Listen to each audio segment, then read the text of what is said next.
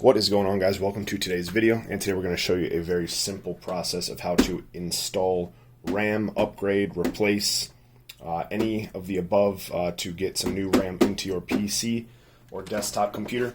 The first thing we're going to do here is we're going to remove the two screws holding the computer case together.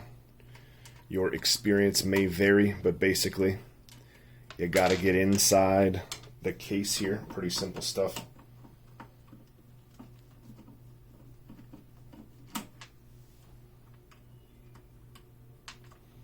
Alright, so we have both screws removed, and now what we can do is we simply slide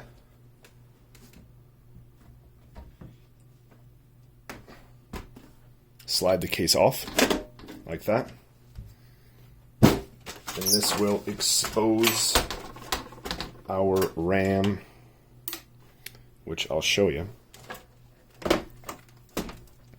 is going to be right here. These boards, 1, 2, 3, and then we have an empty slot here, which we are going to click in the RAM. Here's our new RAM that we're going to be putting in, and I'm going to get it started, then I'm going to show you on the camera. So it's in the slot there, as we can see, and you just need to click it in with both fingers on either end.